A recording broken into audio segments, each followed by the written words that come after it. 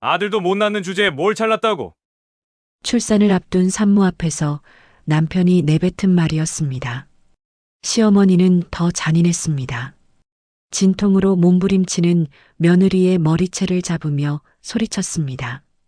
내 친정이 없는 집안이라도 우리한테 도움은 돼야지. 돈이라도 내놔라. 병실 복도에 울려 퍼지는 고함과 욕설. 간호사들조차 충격에 떨었습니다. 그러나 이들이 몰랐던 단 한 가지 사실이 있었습니다.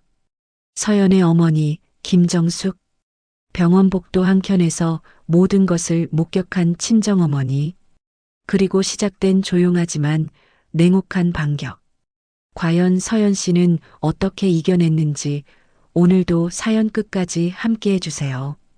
이야기 시작 전에 무료로 하실 수 있는 구독 버튼과 좋아요 부탁드립니다. 어디에서 듣고 계신지 댓글로 남겨주시면 반갑게 인사드릴게요. 그럼 이제 시작하겠습니다. 그날 저는 산부인과 병실에서 지옥을 경험했습니다. 33살 서연. 출산을 앞두고 병원에 입원한 지 사흘째 되던 날이었습니다. 진통은 점점 심해졌습니다. 배가 찢어지는 것 같았습니다. 창백한 얼굴로 침대 난간을 움켜쥐었습니다. 손등엔 링거 바늘이 꽂혀 있었고 등줄기엔 땀이 흘러내렸습니다. 조금만 더 참자. 우리 아기 곧 만날 수 있어. 스스로를 다독였습니다. 그때였습니다. 병실 문이 거칠게 열리는 소리가 들렸습니다. 남편 준호였습니다. 36살. 손엔 휴대폰을 들고 있었습니다. 저를 보지도 않았습니다. 그냥 던지듯 말했습니다. 딸이래. 심장이 철렁 내려앉았습니다. 초음파 다시 봤는데 딸이라고. 확실하대. 준호의 목소리엔 감정이 없었습니다. 아니, 실망이 가득했습니다. 그래도 건강하면. 제 말이 끝나기도 전이었습니다. 아들도 못 낳는 주제에 뭘 잘났다고. 병실 안에 고함이 울려 퍼졌습니다. 복도를 지나던 간호사의 발소리가 멈췄습니다. 저는 숨이 막혔습니다. 진통보다 더 아팠습니다. 가슴이 무너져 내렸습니다. 시집와서 3년이나 됐는데 아들 하나 못 만들어? 준호가 침대 옆으로 다가왔습니다. 차가운 눈빛으로 저를 내려다봤습니다. 준호 씨, 태어날 아기한테 그런 말. 닥쳐. 딸은 남 좋은 일만 시키는 거야. 시집 가면 끝이고. 저는 입술을 깨물었습니다. 눈물이 쏟아질 것 같았습니다. 하지만 참았습니다. 아기한테 안 좋아. 진정해야 해. 배를 감싸쥐었습니다. 바로 그때였습니다. 병실 문이 다시 열렸습니다. 시어머니 명자였습니다. 손에는 비닐봉지를 들고 있었습니다. 제 인사는 무시했습니다. 곧장 준호에게 물었습니다. 딸이라며? 진짜 확실해? 네, 어머니. 의사가 확실하답니다. 에이, 쓸데없이. 명자가 혀를 찼습니다. 저를 향해 눈을 흘겼습니다. 아들도 못 낳으면서 뭐하러 낳아? 또다시 그 말이었습니다. 저는 배 위에 두 손을 올렸습니다. 아기를 지키듯이. 아들, 딸은 제가 결정하는 게 아니에요. 생물학적으로. 닥쳐. 명자의 목소리가 차갑게 병실을 가득 채웠습니다. 변명은 그만해. 내가 못난 거지. 저는 아무 말도 할 수 없었습니다. 명자는 천천히 병실 안을 둘러봤습니다. 벽에 붙은 시설 안내문을 훑어봤습니다. 이 병원 비싸다며?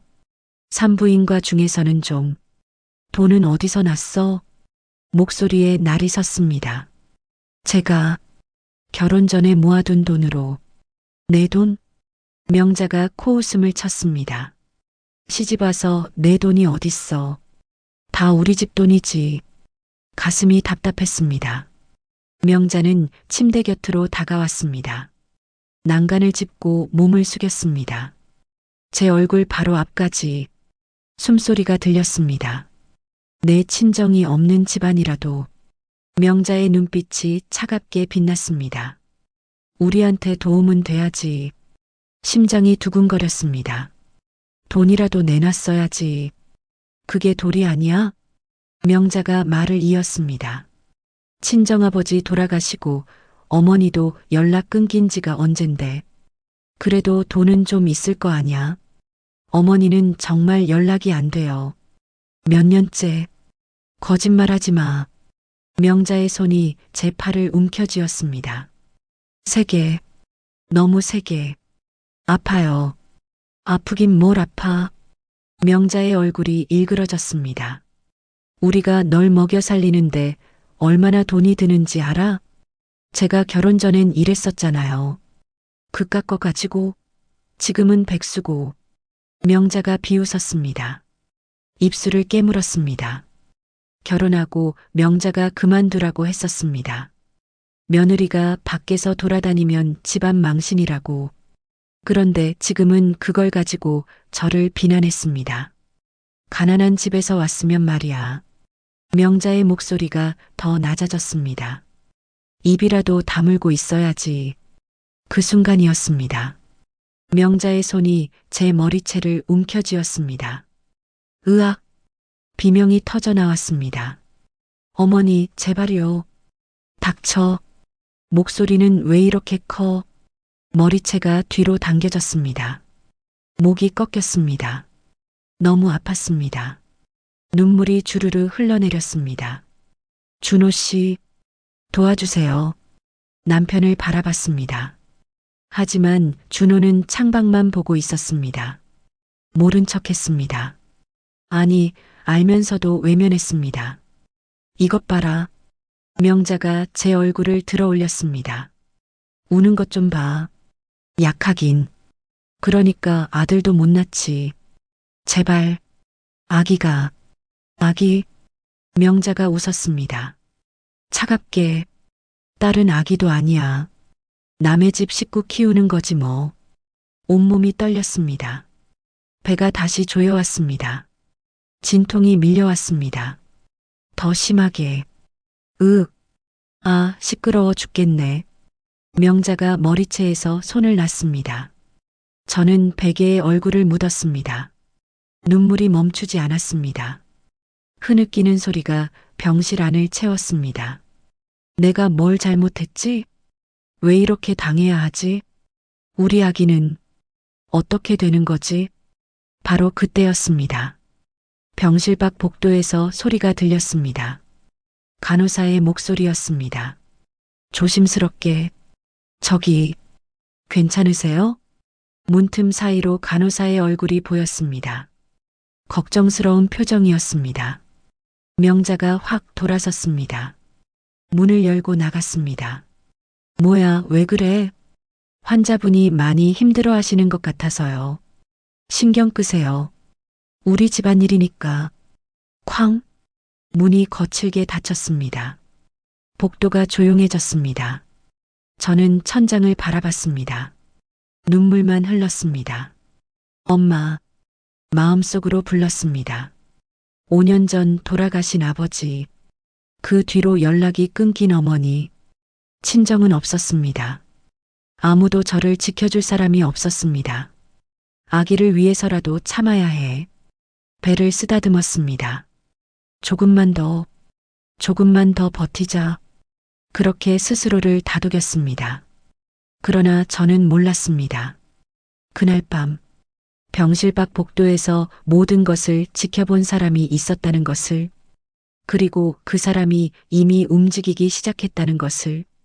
그날 밤 9시 간호사실에는 긴장감이 감돌았습니다. 3명의 간호사가 모여 있었습니다. 모두 같은 이야기를 하고 있었습니다. 302호실 서연의 병실에서 들려온 일에 대해서였습니다. 언니, 이거 정말 심각한 것 같아요. 막내 간호사 수진이 떨리는 목소리로 말했습니다. 저도 복도 지나가다가 다 들었어요. 고함 소리가. 나도 들었어. 머리채 잡는 소리까지 들렸다고. 선배 간호사 미경이 고개를 끄덕였습니다. 산모한테 저렇게 하면 안 되는데. 임신 막달인데. 수간호사 은희가 팔짱을 꼈습니다. 심각한 표정이었습니다. 문제는 이게 처음이 아니라는 거예요. 네. 입원한 지 사흘인데 매일 저래요. 매일. 은희의 목소리가 낮아졌습니다. 어제는 시어머니가 산모팔을 비틀었어요. 링거 빠질 뻔했다고요. 그럼 왜 진작 보고 안 했어요? 수진이 물었습니다. 환자 보호자가 협박했거든요. 우리 집안일이니 신경 꺼라고. 은희가 한숨을 쉬었습니다. 게다가 남편도 가만히 있어요. 아내가 당하는데도. 간호사실이 조용해졌습니다. 모두 착잡한 표정이었습니다. 그래도 이건 아니잖아요. 미경이 입을 열었습니다. 산모가 너무 불쌍해요. 혼자 울고만 있더라고요. 맞아요. 아까 체크하러 들어갔는데 눈이 퉁퉁 부어 있었어요. 수진이 고개를 끄덕였습니다. 바로 그때였습니다. 간호사실 문이 열렸습니다. 세 사람이 동시에 돌아봤습니다. 병원 이사장 김정숙이었습니다. 61살. 단정한 정장 차림이었습니다. 하지만 표정이 평소와 달랐습니다. 창백했습니다. 이사장님? 은희가 놀라서 일어났습니다. 이 시간에 무슨 일이세요? 정숙은 천천히 다가왔습니다. 손이 떨리고 있었습니다. 302호실 말입니다. 목소리가 가라앉아 있었습니다. 네, 이사장님. 거기 환자분 상태가 어떻습니까? 은희가 순간 당황했습니다. 시선을 피했습니다. 그게 신체적으로는 안정적입니다만 정신적으로는요? 정숙의 눈빛이 날카로워졌습니다. 말씀하세요. 제가 알아야 합니다. 은희는 잠시 망설였습니다. 하지만 이내 입을 열었습니다. 사실 보호자분들이 산모를 심하게 대하고 있습니다. 어떻게요? 욕설과 폭언이 매일 이어지고 있고요. 은희가 힘겹게 말을 이었습니다. 어제는 시어머니가 산모의 팔을 비틀었습니다. 오늘은 머리채를 잡았고요. 정숙의 얼굴이 더 창백해졌습니다. 주먹을 꽉 쥐었습니다. 남편은요? 남편은 아무것도 하지 않았습니다. 그냥 보기만 했습니다. 그럼 왜 진작 보고하지 않았습니까? 정숙의 목소리가 떨렸습니다. 죄송합니다. 보호자가 협박해서. 협박이요? 집안일이니 신경 끄라고 했습니다. 병원에 민원 넣겠다고도 했고요. 은희가 고개를 숙였습니다. 정숙은 눈을 감았습니다. 깊게 숨을 들이마셨습니다. 가슴이 무너져 내렸습니다. 내 딸이, 내 서연이가. 사실 정숙은 알고 있었습니다. 30분 전 야간 순찰을 하다가 302호실 앞을 지나갔었습니다. 그때 들렸던 것입니다. 고함 소리가, 욕설이, 그리고 딸의 비명이. 문틈 사이로 몰래 들여다봤습니다. 머리채를 잡히는 딸을 봤습니다. 눈물 흘리는 딸을 봤습니다. 아무것도 하지 못하는 사위를 봤습니다. 그 순간 온몸이 얼어붙었습니다. 분노가 치밀었습니다. 하지만 참았습니다. 지금 들어가면 안 돼. 증거를 모아야 해. 그래서 간호사실로 온 것이었습니다. 정숙이 눈을 떴습니다. 은희 수간호사. 네, 이사장님. 지금부터 제가 지시하는 대로 해주십시오. 목소리가 단호했습니다. 302호실 보호자들의 모든 발언을 녹음하세요. 네. 그리고 병실 복도 CCTV 영상을 별도로 보관하세요. 최근 3일치 전부요. 은희가 놀란 표정으로 물었습니다. 이사장님, 이건 증거입니다. 정숙이 단호하게 말했습니다. 법적 조치를 취할 겁니다. 간호사들이 서로 눈을 마주쳤습니다. 그리고 한 가지 더. 정숙이 말을 이었습니다. 이 일은 철저히 비밀로 해주세요. 보호자들이 눈치채면 안 됩니다. 알겠습니다. 이사장님. 은희가 고개를 끄덕였습니다. 정숙은 창밖을 바라봤습니다. 어둠 속에 병원 건물이 보였습니다. 저 안 어딘가에 딸이 있었습니다. 혼자서 울고 있을 딸이 조금만 기다려라 서연아. 주먹을 꽉 쥐었습니다. 엄마가 반드시 지켜줄게. 이제 가만히 두지 않겠다.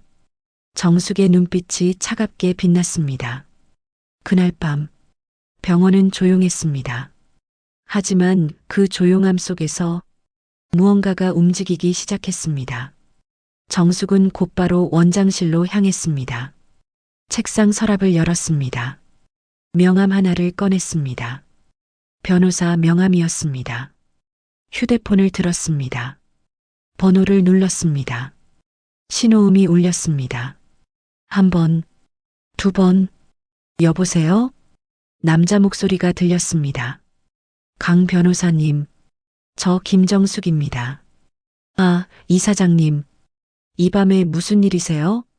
급한 상담이 필요합니다. 정숙의 목소리가 침착했습니다. 내일 아침 일찍 뵐 수 있을까요? 물론입니다. 무슨 일인지. 가정폭력과 재산 갈취 미수건입니다. 정숙이 단호하게 말했습니다. 그리고 피해자는 제 딸입니다. 전화기 너머로 침묵이 흘렀습니다. 알겠습니다. 내일 아침 8시에 뵙겠습니다. 감사합니다. 정숙이 전화를 끊었습니다. 창밖을 바라봤습니다. 새벽이 오고 있었습니다. 그러나 아무도 몰랐습니다. 진짜 폭풍은 이제부터 시작이라는 것을. 다음 날 아침 8시 병원 이사장실. 정숙은 변호사 강민호와 마주 앉아 있었습니다. 42살의 베테랑 변호사였습니다. 상황을 정리하겠습니다. 강민호가 노트를 펼쳤습니다. 따님이 출산을 앞두고 시댁으로부터 지속적인 폭언과 폭행을 당하고 있다. 맞습니까? 네. 정숙이 고개를 끄덕였습니다. 그리고 시어머니와 남편이 제 재산을 요구하고 있습니다. 재산 요구요? 강민호의 눈빛이 날카로워졌습니다. 네. 딸에게 친정 돈을 가져오라고 협박했습니다. 정숙이 말을 이었습니다. 없는 집안이라도 보탬이 되라고 그렇게 말했습니다. 강민호가 펜을 놓았습니다. 이사장님, 이건 단순한 가정폭력이 아닙니다. 알고 있습니다. 재산 갈취 미수죄까지 적용될 수 있습니다. 정숙의 눈빛이 단호해졌습니다. 그래서 제대로 하고 싶습니다. 증거를 모아서. 현재 확보한 증거가 있습니까? 간호사들의 증언이 있습니다. 정숙이 서류 봉투를 꺼냈습니다. 수간호사가 작성한 진술서입니다. 3일간의 상황이 전부 기록되어 있습니다. 강민호가 서류를 받아들었습니다. 천천히 읽어 내려갔습니다. 표정이 점점 굳어졌습니다. 이건 심각합니다. 그리고 이것도 있습니다. 정숙이 USB를 꺼냈습니다. 병실 복도 CCTV 영상입니다. 최근 3일치입니다. 좋습니다. 시각적 증거까지 있다면 강력합니다. 강민호가 고개를 끄덕였습니다. 한 가지 더 필요합니다. 뭡니까? 음성 녹음입니다. 강민호가 말했습니다. 폭언의 내용을 직접 녹음할 수 있다면 결정적 증거가 됩니다. 정숙은 잠시 생각했습니다. 간호사들에게 부탁하겠습니다. 조심스럽게 해야 합니다. 들키면 안 됩니다. 알고 있습니다.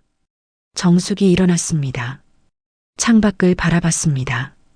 병원 건물 너머로 아침 햇살이 비쳤습니다.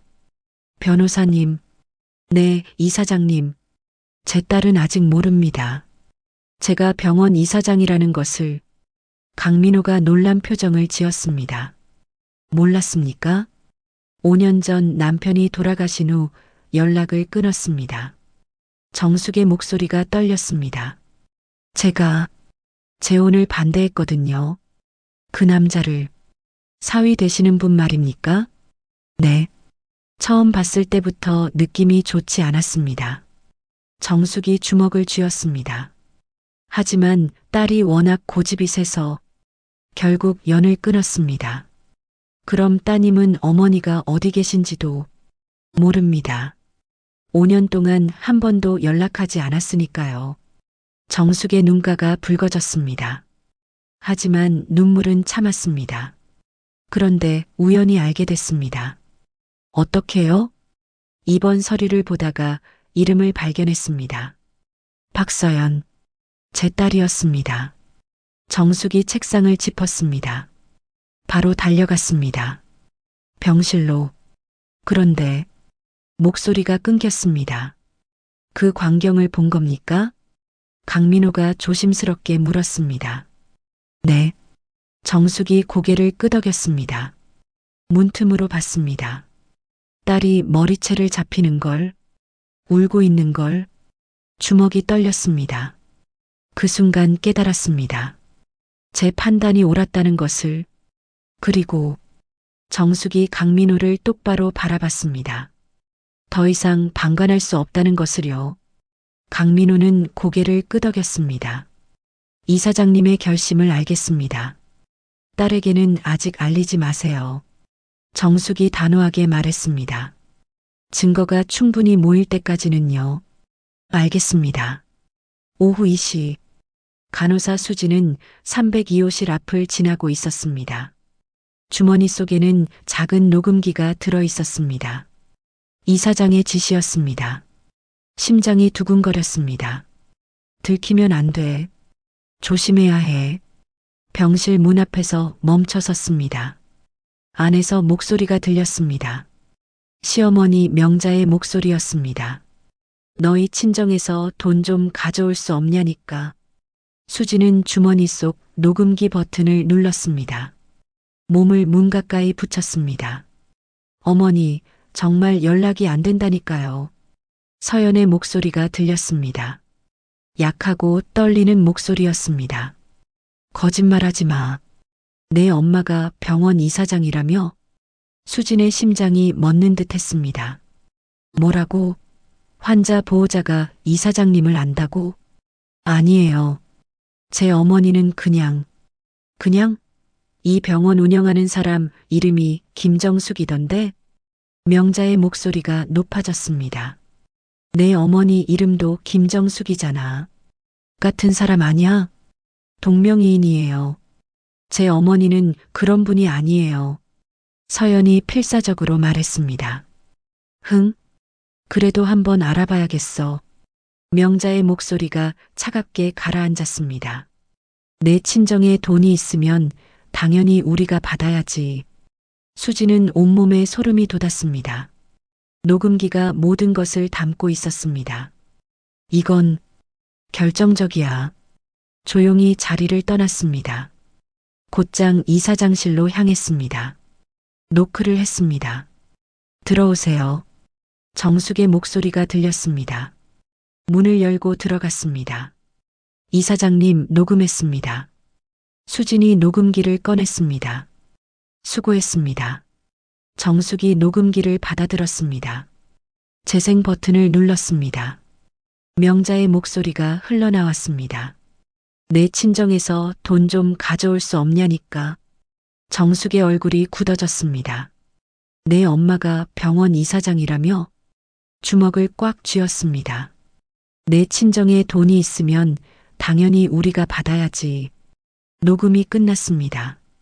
정숙은 눈을 감았습니다. 깊게 숨을 들이마셨습니다. 그리고 눈을 떴습니다. 눈빛이 차갑게 빛났습니다. 이제 충분합니다. 정숙이 일어났습니다.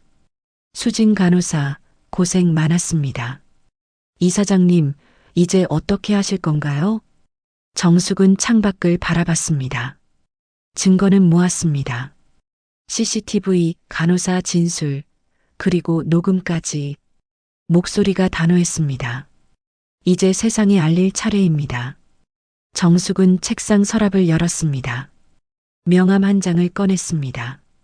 지역 방송국 기자 명함이었습니다. 휴대폰을 들었습니다. 세상이 알아야 합니다. 진실을요. 그날 저녁, 정숙은 변호사 강민호와 다시 만났습니다. 모든 증거를 정리했습니다. 강민호가 서류를 펼쳤습니다. 이 정도면 충분합니다. 법정에서도 인정받을 수 있습니다. 그럼 시작하겠습니다. 정숙이 고개를 끄덕였습니다. 내 딸을 지키기 위해서라면 무엇이든 하겠습니다. 그러나 그들은 아직 몰랐습니다. 시댁의 탐욕이 얼마나 더 깊은지를, 그리고 더 큰 충격이 기다리고 있다는 것을. 그날 밤 10시, 저는 홀로 병실에 누워 있었습니다. 진통은 여전했습니다. 하지만 몸의 고통보다 마음의 고통이 더 컸습니다. 이렇게 살아야 하나. 눈물이 또 흘렀습니다. 바로 그때였습니다. 병실 문이 열렸습니다. 명자와 준호였습니다.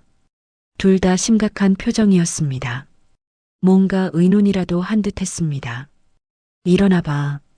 명자가 차갑게 말했습니다. 누워만 있지 말고.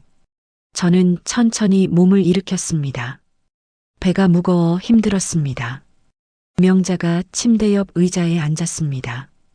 준호는 문 앞에 섰습니다. 마치 도망가지 못하게 막는 것처럼. 서연아. 명자가 입을 열었습니다. 평소와 달리 낮은 목소리였습니다. 오히려 더 무서웠습니다. 내 어머니. 솔직히 말해봐. 내 친정 어머니 어디 있어? 가슴이 철렁했습니다. 저도 모릅니다. 정말로. 거짓말하지 마. 명자의 눈빛이 날카로워졌습니다. 우리가 알아봤어. 이 병원 이사장 이름이 김정숙이더라. 그건 동명이인이에요. 흔한 이름이잖아요. 흔한 이름? 명자가 코웃음을 쳤습니다. 나이도 비슷하던데? 60대 초반. 식은땀이 흘렀습니다. 설마 알아낸 건가? 제 어머니는 그런 분이 아니에요. 평범한 분이세요. 평범한 사람이 병원 이사장을 하냐? 명자가 몸을 앞으로 숙였습니다. 내가 숨기는 거 다 알아.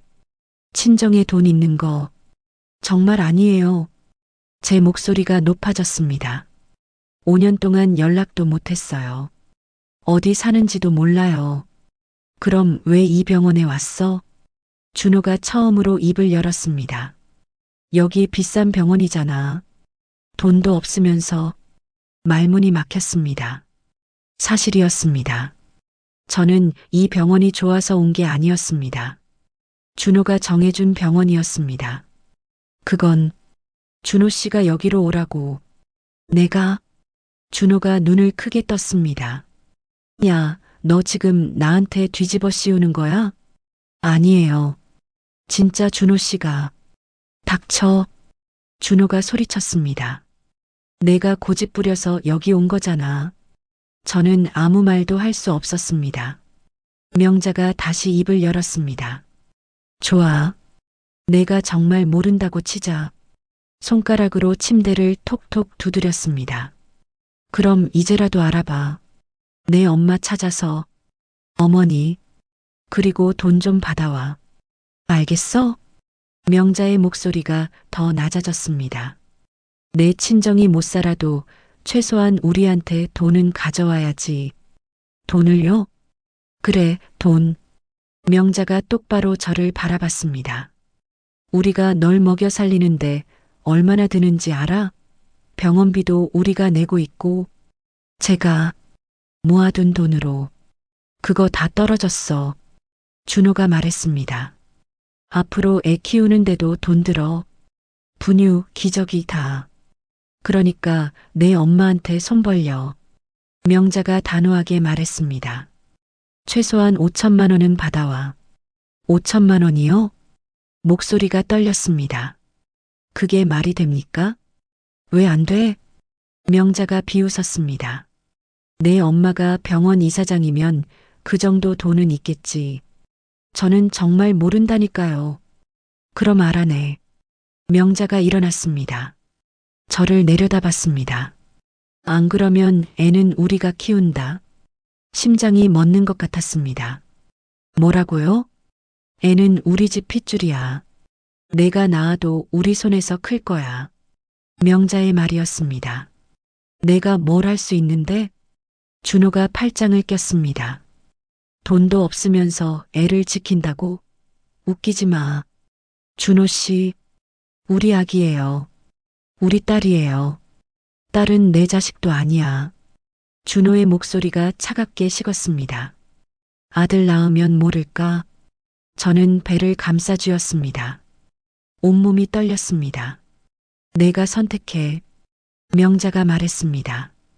돈을 가져오든지 애를 포기하든지. 어떻게 그런 말을.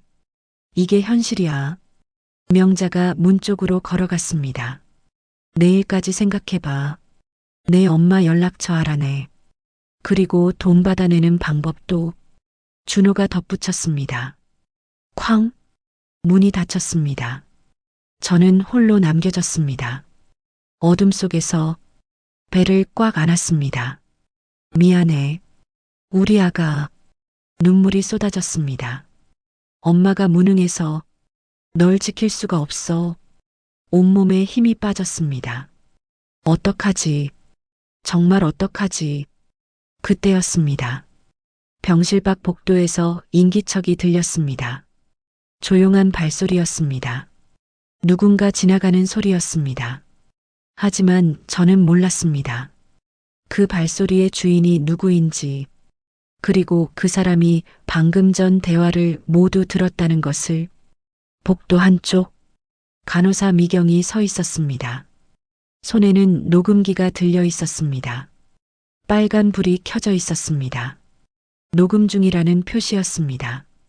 미경은 녹음기를 껐습니다. 손이 떨렸습니다. 이건 너무 심해. 방금 들은 대화가 믿기지 않았습니다. 돈을 요구하는 것도 모자라 아기까지 빼앗겠다는 협박. 이사장님께 바로 전해야 해. 미경은 서둘러 복도를 빠져나갔습니다. 엘리베이터를 탔습니다. 5층 이사장실로 향했습니다. 불은 여전히 켜져 있었습니다. 정숙이 아직 일하고 있었습니다. 노크를 했습니다. 들어오세요. 문을 열고 들어갔습니다. 이사장님, 큰일입니다. 무슨 일입니까? 정숙이 일어났습니다. 방금 302호실에서 녹음했습니다. 미경이 녹음기를 꺼냈습니다. 들어보세요. 정말 충격적입니다. 정숙이 녹음기를 받았습니다. 재생 버튼을 눌렀습니다. 명자의 목소리가 흘러나왔습니다. 내 엄마한테 손 벌려. 최소한 5천만 원은 받아와. 정숙의 얼굴이 굳어졌습니다. 안 그러면 애는 우리가 키운다. 주먹을 꽉 쥐었습니다. 애는 우리 집 핏줄이야. 내가 낳아도 우리 손에서 클 거야. 정숙의 손이 떨렸습니다. 내가 뭘 할 수 있는데? 돈도 없으면서 애를 지킨다고? 녹음이 끝났습니다. 정숙은 녹음기를 책상 위에 내려놓았습니다. 눈을 감았습니다. 깊게 숨을 들이마셨습니다. 그리고 눈을 떴습니다. 눈빛이 차갑게, 아주 차갑게 빛났습니다. 이제 더는 참을 수 없습니다. 정숙의 목소리가 낮게 깔렸습니다. 내일 당장 움직이겠습니다. 미경은 그 눈빛을 보고 소름이 돋았습니다. 평소 온화하던 이사장의 모습은 없었습니다. 지금 눈앞에 있는 사람은 자식을 지키려는 어머니였습니다. 그 누구도 막을 수 없는, 그러나 아무도 몰랐습니다. 다음 날 아침, 더 큰 사건이 터질 것이라는 것을. 다음 날 오전 6시, 저는 극심한 진통으로 깨어났습니다. 배가 칼로 베이는 것 같았습니다. 온몸에 땀이 흘렀습니다. 간호사 호출 버튼을 눌렀습니다. 곧 수진이 달려왔습니다. 환자분, 괜찮으세요? 진통이 너무 심해요. 지금 의사 선생님 부르겠습니다. 수진이 서둘러 나갔습니다. 10분 후, 산부인과 의사가 들어왔습니다. 진찰을 시작했습니다. 자궁문이 많이 열렸네요. 오늘 중으로 출산하실 것 같습니다. 오늘이요? 네. 분만실 준비하겠습니다. 의사가 나갔습니다. 저는 천장을 바라봤습니다. 드디어 우리 아기를 만나는구나. 기쁨과 두려움이 동시에 밀려왔습니다. 기쁨은 아기를 만난다는 것, 두려움은 그 후였습니다. 명자 어머니가 정말 아기를 빼앗아가면 어떡하지? 생각만 해도 끔찍했습니다. 오전 9시, 진통이 더욱 심해졌습니다. 간격이 짧아졌습니다. 으아, 비명이 터져 나왔습니다. 바로 그때였습니다. 병실 문이 열렸습니다. 명자였습니다. 혼자였습니다. 어머니, 진통 시작됐어? 명자가 침대 곁으로 다가왔습니다. 네, 오늘 나을 것 같대요. 그래. 명자는 무표정했습니다. 기쁨도 걱정도 없었습니다. 그냥 차가웠습니다. 어머니, 제발 부탁드려요. 저는 명자의 손을 잡았습니다. 우리 아기, 제가 키우게 해주세요. 그건 내가 정할 일이 아니야. 명자가 손을 뿌리쳤습니다. 어제 말했잖아. 돈 가져오면 생각해 본다고. 저는 정말 어머니 연락처를 몰라요. 그럼 알아내. 명자의 목소리가 차갑게 가라앉았습니다. 오늘 안으로. 그 순간이었습니다. 또 한 번 진통이 밀려왔습니다. 으윽, 몸을 움켜쥐었습니다.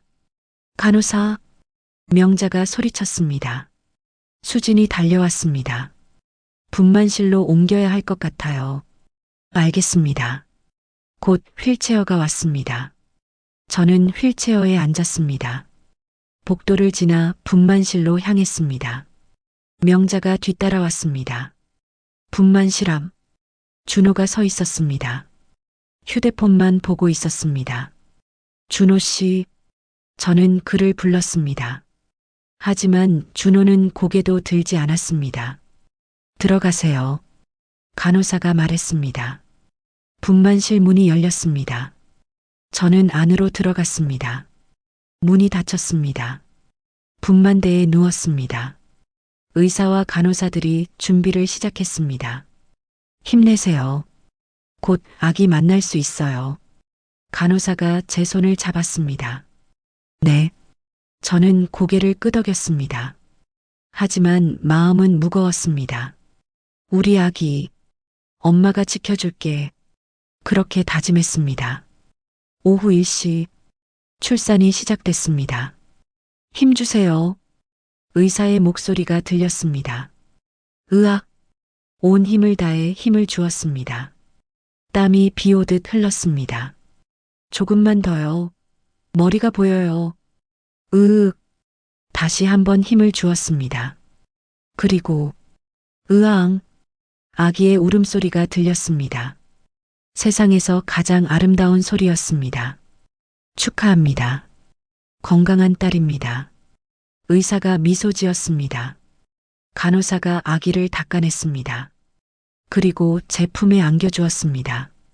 작고 따뜻한 생명이었습니다. 우리 딸, 눈물이 흘렀습니다. 기쁨의 눈물이었습니다. 엄마가 꼭 지켜줄게. 아기를 꽉 안았습니다. 그 순간만큼은 행복했습니다. 하지만 그 행복은 오래가지 못했습니다. 분만실 문이 열렸습니다. 명자가 들어왔습니다. 간호사가 말렸습니다. 보호자분, 아직은. 됐어. 내 손주 보는데 뭐가 문제야. 명자가 간호사를 밀쳤습니다. 분만대로 다가왔습니다. 아기를 내려다봤습니다. 딸이네. 목소리에 실망이 가득했습니다. 그래도 건강해 보이네. 명자가 손을 뻗었습니다. 잠깐만요. 아직 엄마랑. 간호사가 말했지만 비켜요. 명자가 아기를 빼앗듯 안아들었습니다. 어머니, 제가 소리쳤습니다. 하지만 몸에 힘이 없었습니다. 출산으로 기력이 다 빠진 상태였습니다. 애는 우리 집 핏줄이야. 명자가 아기를 안고 말했습니다. 내가 낳아도 우리 손에서 클 거라고. 안 돼요. 제 아기예요. 내 아기. 명자가 비웃었습니다. 돈도 없는 내가 뭘로 키워? 분만실 문이 다시 열렸습니다. 준호였습니다. 딸이래? 응, 딸이야. 명자가 대답했습니다. 쓸데없네. 준호가 혀를 찼습니다. 아기를 보지도 않았습니다. 준호 씨, 우리 딸이에요. 우리 아기라고요. 저는 울부짖었습니다. 하지만 준호는 돌아섰습니다. 난 나간다. 딸은 관심 없어. 쾅! 문이 닫혔습니다. 저는 분만대에서 일어나려 했습니다. 하지만 몸이 움직이지 않았습니다. 환자분, 위험해요. 간호사가 저를 붙잡았습니다. 제발, 제 아기, 돌려주세요. 명자는 아기를 안은 채 신생아실로 향했습니다. 간호사, 얘 신생아실에 넣어요. 보호자분, 지금은 엄마랑 같이. 됐다고요. 빨리 해요. 명자의 목소리가 차가웠습니다. 간호사는 어쩔 수 없이 아기를 받았습니다. 신생아실로 들어갔습니다. 명자가 유리창 너머로 아기를 바라봤습니다. 그리고 중얼거렸습니다. 이 애는 우리가 키운다. 내 엄마한테서 돈 받아내고. 저는 그 말을 들었습니다. 가슴이 찢어지는 것 같았습니다. 안 돼. 안 돼. 눈물만 흘렀습니다. 몸은 움직일 수 없었습니다. 누가 좀 도와주세요. 제 아기를 지켜주세요. 절규했지만 아무도 들어주지 않았습니다. 그날 오후 병원 복도 한쪽 정숙이 서 있었습니다. 신생아실 유리창 너머를 바라보고 있었습니다. 작은 아기가 보였습니다. 이름표에는 박아기라고 적혀 있었습니다.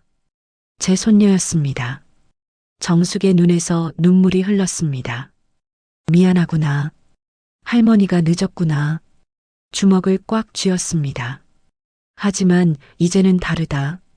정숙이 돌아섰습니다. 휴대폰을 꺼냈습니다. 번호를 눌렀습니다. 강 변호사님, 저 김정숙입니다. 네, 이사장님. 내일 아침 기자회견 준비해 주세요. 정숙의 목소리가 단호했습니다. 모든 증거를 공개하겠습니다. 알겠습니다. 전화를 끊었습니다. 정숙은 다시 한번 신생아실을 바라봤습니다. 조금만 기다려라. 할머니가 너희 엄마와 너를 꼭 지켜줄게. 그날 밤 폭풍 전야처럼 고요했습니다. 하지만 곧 모든 것이 세상에 드러날 것이었습니다. 그날 밤 11시 병원 이사장실. 정숙은 책상 앞에 앉아 있었습니다.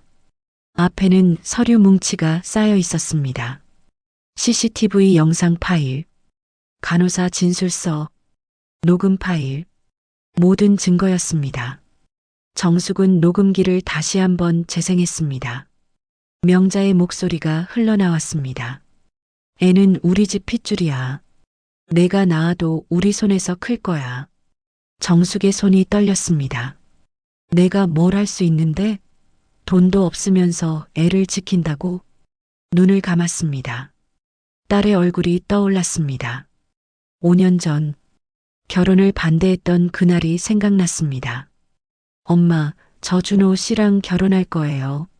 서연이 말했었습니다. 안 돼. 그 사람은 안 돼. 정숙이 고개를 저었습니다. 왜요?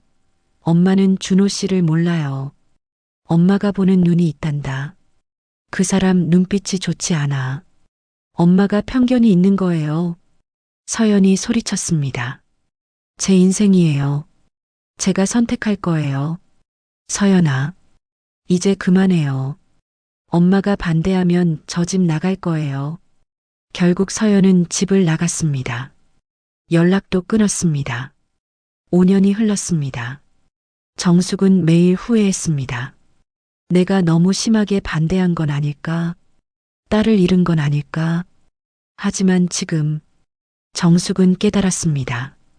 자신의 판단이 옳았다는 것을, 그리고 늦었지만 지금이라도 딸을 지켜야 한다는 것을, 이제 내 딸과 손주를 지키는 건 나의 의무다. 정숙이 눈을 떴습니다. 휴대폰을 들었습니다. 변호사 강민호에게 전화를 걸었습니다. 여보세요, 이사장님. 강 변호사님. 내일 움직입니다. 알겠습니다. 준비는 다 됐습니다. 기자들은 연락했습니까? 네. 지역 방송 3곳, 신문사 2곳 섭외했습니다. 정숙이 고개를 끄덕였습니다. 좋습니다. 내일 오전 10시에 병원 기자회견실로 오십시오. 알겠습니다. 전화를 끊었습니다. 정숙은 일어났습니다. 창밖을 바라봤습니다. 어둠 속에 병원 건물이 보였습니다. 어딘가에 딸이 있었습니다. 손녀도 있었습니다. 조금만 기다려라. 엄마가 모든 걸 바로잡을게. 다음 날 아침 7시, 저는 병실 침대에 누워 있었습니다. 출산 후 몸은 천근만근이었습니다. 하지만 잠을 이룰 수 없었습니다. 우리 아기, 지금 어디 있을까? 신생아실에 있을 것이었습니다. 혼자, 엄마 없이 가슴이 찢어졌습니다. 바로 그때였습니다. 병실 문이 열렸습니다. 간호사 수진이었습니다. 환자분, 잠깐 나오실 수 있으세요? 지금요? 네. 중요한 일이 있습니다. 수진의 표정이 진지했습니다. 저는 천천히 일어났습니다. 몸이 아팠지만 참았습니다. 휠체어에 앉았습니다. 수진이 복도로 저를 밀었습니다. 어디 가는 거예요? 5층입니다. 5층이요? 거기는 이사장실입니다. 제 심장이 두근거렸습니다. 이사장실? 왜? 엘리베이터를 탔습니다. 5층에 도착했습니다. 복도 끝에 큰 문이 보였습니다. 이사장실이라는 표지가 붙어 있었습니다. 수진이 문을 두드렸습니다. 들어오세요. 낮은 목소리가 들렸습니다. 문이 열렸습니다. 넓은 사무실이 보였습니다. 책상 뒤에 여자가 앉아 있었습니다. 60대 초반, 단정한 정장 차림. 저는 그 얼굴을 보는 순간 숨이 멎었습니다. 엄마, 믿을 수 없었습니다. 5년 만에 보는 얼굴이었습니다. 서연아, 정숙이 일어났습니다. 눈에 눈물이 가득했습니다. 엄마, 정말 엄마예요? 제 목소리가 떨렸습니다. 그래, 엄마다. 정숙이 다가왔습니다. 제 앞에 무릎을 꿇었습니다. 제 손을 잡았습니다. 미안하다. 늦어서 미안하다. 엄마, 어떻게, 여기가, 나는 이 병원 이사장이란다. 정숙이 말했습니다. 머리가 하얘졌습니다. 이사장? 우리 엄마가, 명자 어머니가 말한 게 사실이었어요? 그래. 나는 5년 전 내 아버지가 돌아가신 후 이 병원을 운영해 왔다. 정숙이 제 손을 꽉 쥐었습니다. 그리고 며칠 전 우연히 알았다. 내가 여기 입원했다는 것을. 눈물이 쏟아졌습니다. 엄마, 서연아, 엄마가 다 봤다. 정숙의 목소리가 떨렸습니다. 내가 당한 일들, 시어머니가 너한테 한 짓들, 남편이 한 말들. 엄마, 그럼, 응, 다 알고 있다. 정숙이 고개를 끄덕였습니다. 그리고 증거도 다 모았다. 녹음도, CCTV도, 증언도. 저는 믿을 수가 없었습니다. 왜 진작 말씀 안 하셨어요? 미안하다. 증거를 먼저 모아야 했다. 정숙이 제 눈을 바라봤습니다. 이제 엄마가 너와 우리 손녀를 지켜줄게. 엄마. 저는 정숙의 품에 안겼습니다. 5년 만에 안아보는 엄마였습니다. 따뜻했습니다. 안전했습니다. 울지 마. 이제 괜찮을 거야. 정숙이 제 등을 토닥였습니다. 엄마가 모든 걸 바로잡을게. 어떻게요? 오늘 기자회견을 한다. 정숙이 단호하게 말했습니다. 모든 증거를 공개할 거야. 내 시댁이 한 짓들을. 기자회견이요? 그래. 그리고 법적 조치도 취할 거다. 정숙이 일어났습니다. 책상으로 갔습니다. 서류를 들어보였습니다. 가정폭력, 아동학대 미수, 재산 갈취 미수, 전부 고소할 거다. 저는 입을 다물 수 없었습니다. 그리고 너는 이혼하고 우리 손녀 친권을 가져올 거야. 정숙의 눈빛이 빛났습니다. 엄마, 정말 가능해요? 가능하고 말고. 증거가 다 있잖니. 정숙이 제게 다가왔습니다. 제 어깨를 잡았습니다. 서연아, 내가 잘못한 게 아니다. 엄마, 내 시댁이 잘못한 거야. 그들이 대가를 치러야 한다. 저는 고개를 끄덕였습니다. 눈물이 또 흘렀습니다. 하지만 이번에는 달랐습니다.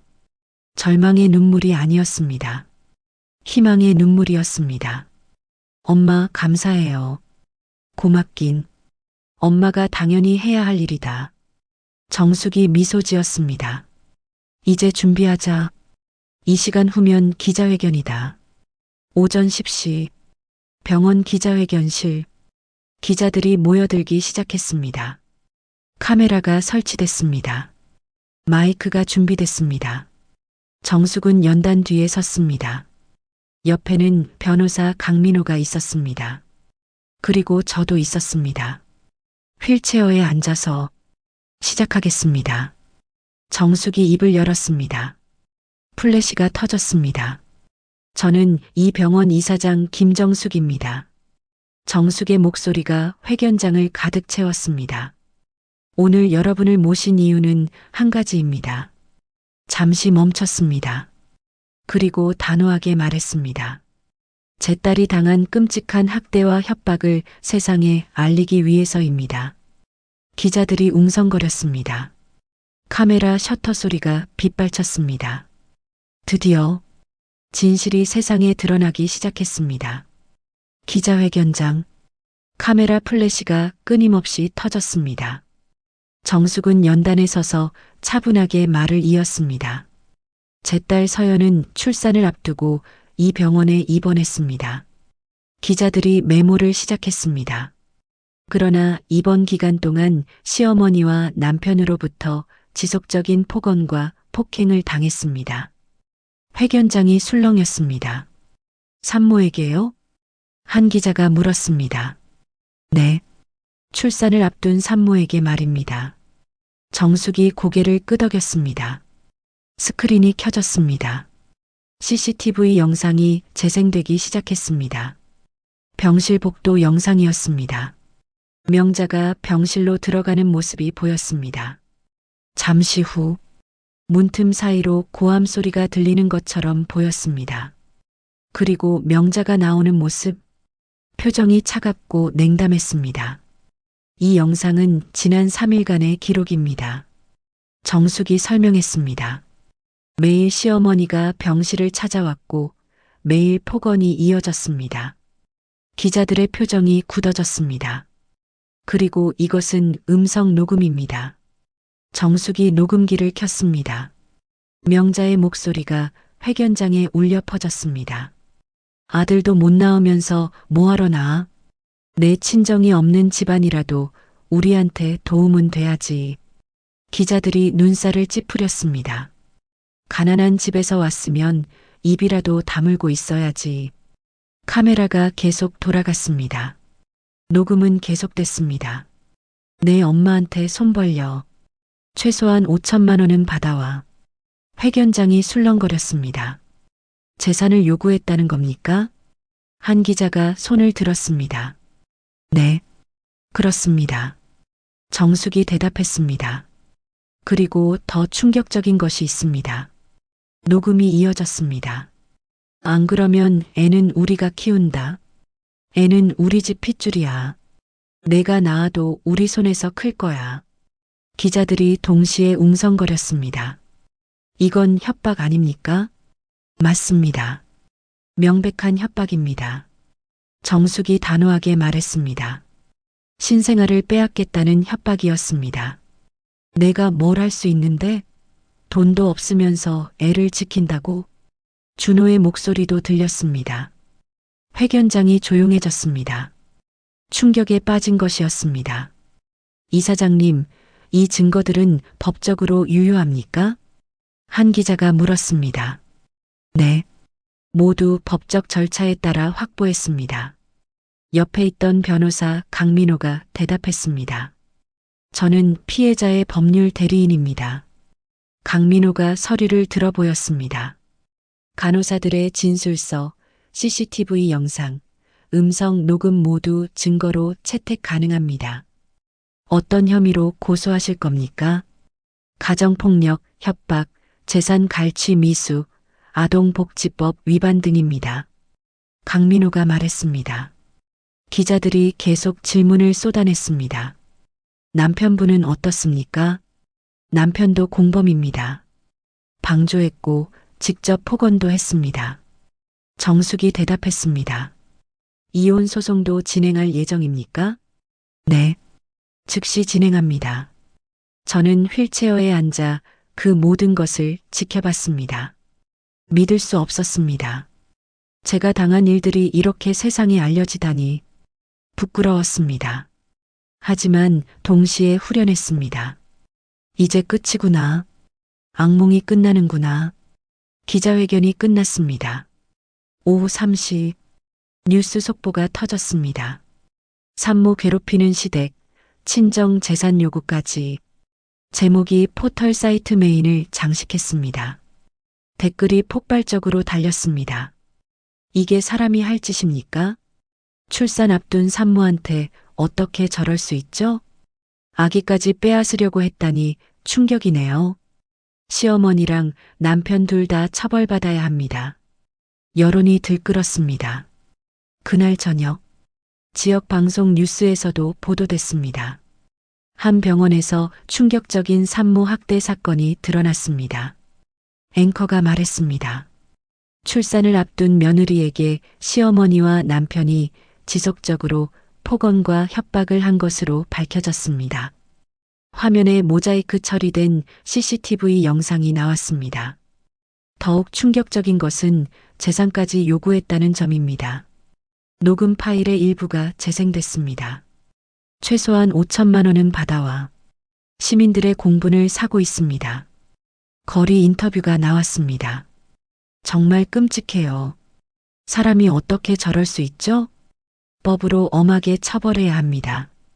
그날 밤 명자의 휴대폰이 울렸습니다.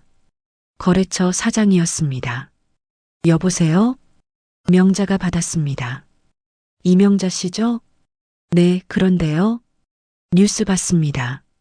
우리 회사는 더 이상 거래 못하겠습니다. 네, 무슨 소리예요? 우리 이미지에 안 좋습니다. 죄송합니다. 뚝, 전화가 끊어졌습니다. 명자의 얼굴이 새하얘졌습니다. 곧이어 또 전화가 왔습니다. 다른 거래처였습니다. 이명자 씨 계약 해지합니다. 잠깐만요. 설명 좀. 설명은 필요 없습니다. 끝입니다. 또 끊어졌습니다. 휴대폰이 계속 울렸습니다. 하나같이 계약 해지 통보였습니다. 명자가 운영하던 작은 무역회사, 거래처가 하나둘 끊기기 시작했습니다. 안 돼. 이럴 수가.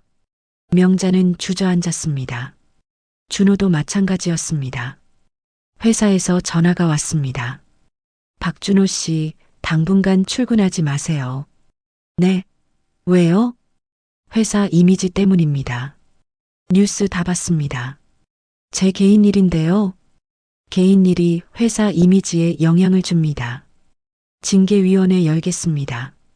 전화가 끊어졌습니다. 준호는 멍하니 서 있었습니다. SNS를 열어봤습니다. 악플이 쏟아지고 있었습니다. 인간 쓰레기. 저런 게 아빠가 될 자격 있나요? 부인이 불쌍하네요. 준호는 휴대폰을 던졌습니다. 젠장! 소리를 질렀습니다. 하지만 이미 늦었습니다. 모든 것이 무너지고 있었습니다. 다음 날 아침, 병원 병실, 저는 뉴스를 보고 있었습니다. 포털 사이트 실시간 검색어 1위, 산모 학대 시댁, 2위, 병원 이사장 딸 구출, 3위, 5천만 원 요구 시어머니, 엄마가 병실로 들어왔습니다. 서연아, 봤니? 네, 엄마. 저는 고개를 끄덕였습니다. 무섭지 않니? 아니에요. 오히려 후련해요. 저는 미소 지었습니다. 제가 당한 게 잘못이 아니었구나. 그걸 알게 됐어요. 엄마가 제 손을 잡았습니다. 그래, 내 잘못이 아니었어. 이제 어떻게 되는 거예요? 내일 법원에 고소장 제출한다. 엄마가 말했습니다. 그리고 이혼 소송도 시작한다. 판사님이 제 편을 들어주실까요? 당연하지. 증거가 이렇게 많은데. 엄마가 확신에 찬 목소리로 말했습니다. 그리고 여론도 내 편이야. 보이지? 창밖을 바라봤습니다. 병원 앞에 취재진이 모여 있었습니다. 엄마, 감사해요. 고맙긴. 당연한 거야. 엄마가 제 머리를 쓰다듬었습니다. 이제 우리 손녀나 보러 가자. 네. 휠체어를 타고 신생아실로 향했습니다. 유리창 너머로 아기가 보였습니다. 제 딸이었습니다. 우리 아가. 눈물이 났습니다. 하지만 이번에는 행복한 눈물이었습니다. 조금만 기다려. 엄마가 꼭 지켜줄게. 그리고 며칠 후, 법정의 날이 다가왔습니다. 일주일 후, 법원 앞. 저는 엄마와 함께 서 있었습니다. 취재진이 몰려들었습니다. 카메라 플래시가 터졌습니다. 서연 씨, 한 말씀 해주세요. 지금 기분이 어떠세요? 기자들이 마이크를 들이댔습니다. 저는 잠시 망설였습니다. 엄마가 제 손을 꽉 잡았습니다. 괜찮아. 내가 하고 싶은 말 해. 엄마가 속삭였습니다. 저는 고개를 끄덕였습니다. 마이크 앞에 섰습니다. 저는 오늘 진실이 밝혀지길 바랍니다. 목소리가 떨렸습니다. 제가 당한 일들이 정당하게 판단받기를 원합니다. 그리고 잠시 멈췄습니다. 저와 같은 피해자가 더 이상 생기지 않기를 바랍니다. 카메라 셔터 소리가 빗발쳤습니다. 법정 안으로 들어갔습니다. 방청석이 가득 찼습니다. 언론 관계자들이 대부분이었습니다. 저는 원고석에 앉았습니다. 엄마와 변호사 강민호가 옆에 있었습니다. 건너편 피고석, 명자와 준호가 앉아 있었습니다. 둘 다 고개를 숙이고 있었습니다. 명자의 얼굴은 초췌했습니다. 준호는 눈을 마주치지 않았습니다. 일어서세요. 법정 경위가 말했습니다. 모두 일어났습니다. 판사가 입장했습니다. 50대 중반의 여성 판사였습니다. 착석하세요. 모두 자리에 앉았습니다. 판사가 서류를 펼쳤습니다. 재판을 시작하겠습니다. 법정이 조용해졌습니다. 원고 박서연 씨는 피고 이명자, 박준호를 상대로 가정폭력, 협박, 재산 갈취 미수로 고소했습니다. 판사가 말했습니다. 그리고 피고 박준호와의 이혼 및 친권 청구도 함께 진행합니다. 네, 판사님. 강민호 변호사가 대답했습니다. 먼저 원고 측 증거를 제시하세요. 네, 판사님. 강민호가 일어났습니다. 서류 뭉치를 제출했습니다. 첫 번째, 간호사 3명의 진술서입니다. 판사가 서류를 받아 읽기 시작했습니다. 피고 이명자가 원고의 머리채를 잡고 폭언했다는 내용이 담겨 있습니다. 강민호가 설명했습니다. 두 번째, 병원 CCTV 영상입니다. 화면이 켜졌습니다. 영상이 재생됐습니다. 명자가 병실로 들어가는 모습, 분노한 표정으로 나오는 모습, 방청석에서 웅성거림이 들렸습니다. 세 번째, 음성 녹음입니다. 스피커에서 소리가 흘러나왔습니다. 아들도 못 나오면서 뭐하러 나와? 명자의 목소리였습니다. 내 친정이 없는 집안이라도 우리한테 도움은 돼야지. 돈이라도 내놔라. 법정이 숨죽였습니다. 내 엄마한테 손 벌려. 최소한 5천만 원은 받아와. 판사의 표정이 굳어졌습니다. 안 그러면 애는 우리가 키운다. 애는 우리 집 핏줄이야. 내가 낳아도 우리 손에서 클 거야. 녹음이 끝났습니다. 법정이 고요했습니다. 판사가 피고석을 바라봤습니다. 피고 이명자, 박준호. 할 말 있습니까? 명자가 일어났습니다. 판사님, 저희가 잘못했습니다. 목소리가 떨렸습니다. 하지만 그건 며느리가 말을 안 들어서 폭행해도 된다는 겁니까? 판사의 목소리가 차갑게 가라앉았습니다. 아닙니다. 그리고 5천만 원을 요구한 것은 어떻게 설명하시겠습니까? 그건 농담이었습니다. 농담?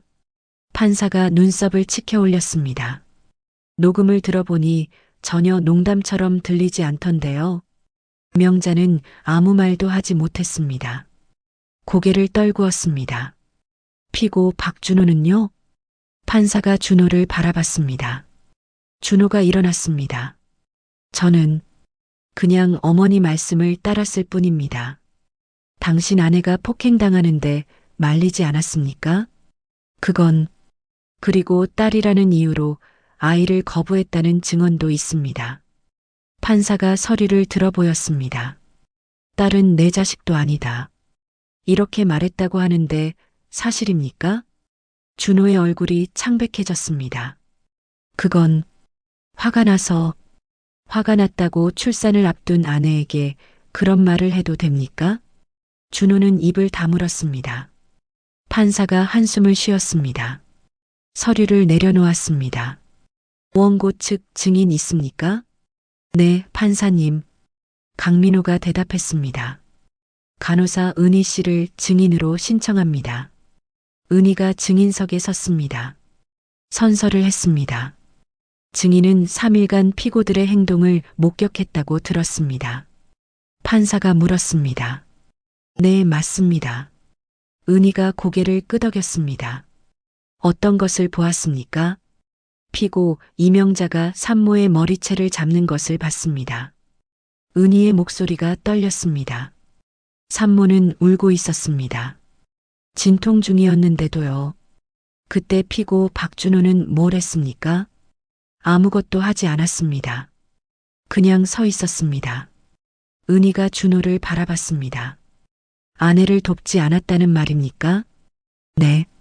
휴대폰만 보고 있었습니다. 방청석에서 한숨소리가 들렸습니다. 증인 신문이 끝났습니다. 판사가 정리하기 시작했습니다. 증거를 종합해 보겠습니다. 판사가 말했습니다. 첫째, 피고 이명자는 원고에게 지속적으로 폭언과 폭행을 가했습니다. 둘째, 피고 이명자와 박준호는 원고의 친정에 재산을 요구했습니다. 셋째, 신생아를 빼앗겠다고 협박했습니다. 판사의 목소리가 단호했습니다. 이는 명백한 가정폭력이자 협박이며 재산 갈취 미수에 해당합니다. 명자와 준호의 얼굴이 새하얘졌습니다. 따라서 판결합니다. 판사가 망치를 들었습니다. 피고 이명자에게 징역 1년, 집행유예 2년을 선고합니다. 피고 박준호에게 징역 6개월, 집행유예 1년을 선고합니다. 망치가 내려쳤습니다. 탕! 그리고 원고 박서연과 피고 박준호의 이혼을 인정합니다. 제 가슴이 뛰었습니다. 친권은 원고 박서연에게 부여합니다. 눈물이 쏟아졌습니다. 또한 피고들은 원고에게 위자료 3천만 원을 지급하라. 판사가 마지막으로 말했습니다. 이상입니다. 방청석에서 박수가 터져 나왔습니다. 저는 엄마의 품에 안겼습니다.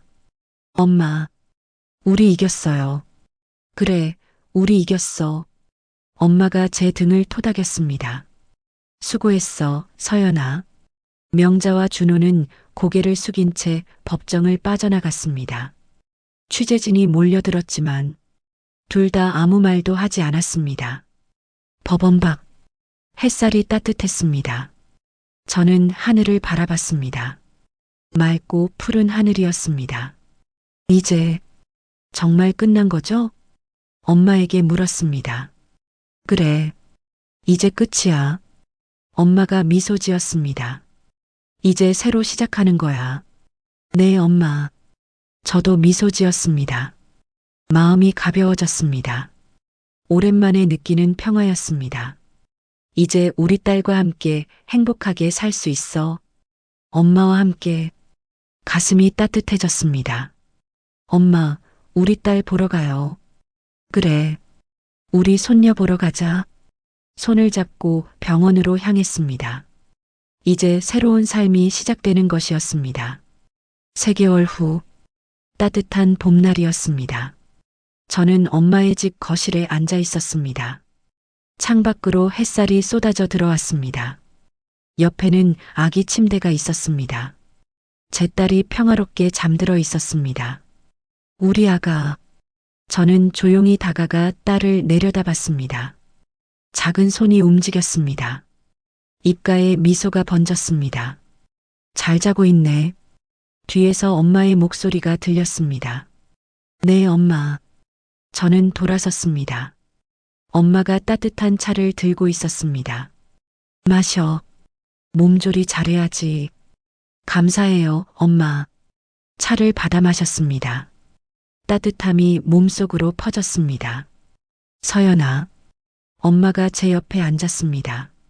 이제 좀 괜찮니? 네. 많이 좋아졌어요. 저는 고개를 끄덕였습니다. 처음에는 악몽도 자주 꿨는데 이제는 편하네요. 다행이다. 엄마가 제 손을 잡았습니다. 엄마, 그동안 정말 감사했어요. 뭐가 고마워? 당연한 건데. 엄마가 미소 지었습니다. 내가 행복해야 엄마도 행복하단다. 눈시울이 뜨거워졌습니다. 엄마, 5년 전에 제가 잘못했어요. 제가 말했습니다. 엄마 말을 들었어야 했어요. 준호 씨 결혼 반대하셨을 때. 아니야. 엄마가 고개를 저었습니다. 너도 사랑했으니까. 그럴 수 있어.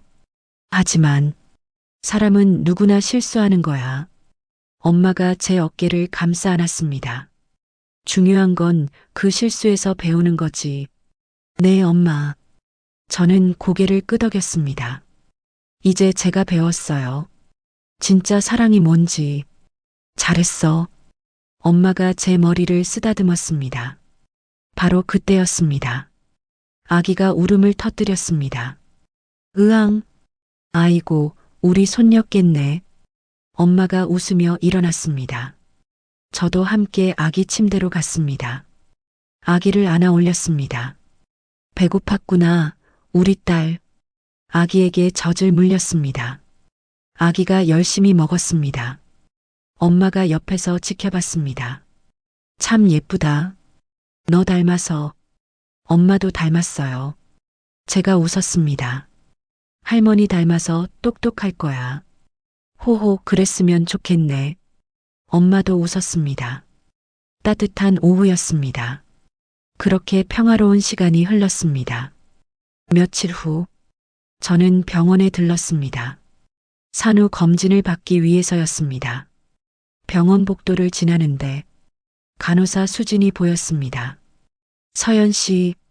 수진이 반갑게 손을 흔들었습니다. 수진 씨. 저도 웃으며 다가갔습니다. 어떻게 지내세요? 잘 지내요. 수진 씨는요? 저도요. 그런데 서연 씨, 정말 잘 됐어요. 수진이 진심으로 말했습니다. 그때 정말 걱정 많이 했거든요. 저도 알아요. 수진 씨가 도와주셔서 정말 감사했어요. 아니에요. 당연한 거죠. 수진이 고개를 저었습니다. 아기는 건강한가요? 네. 아주 잘 크고 있어요. 다행이다. 정말 다행이에요. 수진의 눈에 눈물이 맺혔습니다. 서연 씨, 앞으로도 행복하세요. 수진 씨도요.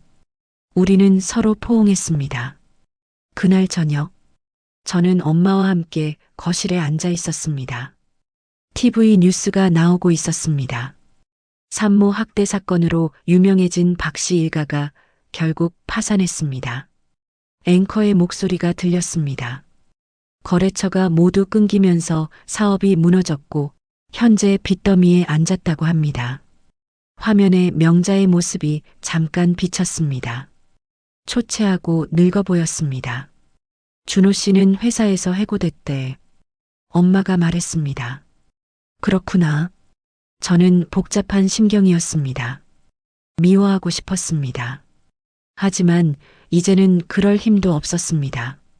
불쌍하다는 생각 안 해도 돼. 엄마가 말했습니다. 자기가 한 행동의 대가야. 네, 알아요. 저는 고개를 끄덕였습니다. 그래도 이제 복수는 끝났어요. 그래. 이제 우리 앞만 보자. 엄마가 제 손을 잡았습니다. 과거는 과거야. 이제 미래를 생각하자. 네, 엄마. 저는 미소 지었습니다. 한 달 후, 저는 새로운 일을 시작했습니다. 엄마가 운영하는 병원에서 일하기로 한 것입니다. 행정 업무였습니다. 첫 출근 어때? 엄마가 물었습니다. 좋아요. 오랜만에 일하니까 뿌듯해요. 무리하지는 마. 네, 엄마. 걱정 마세요. 아기는 병원 내 어린이집에 맡겼습니다.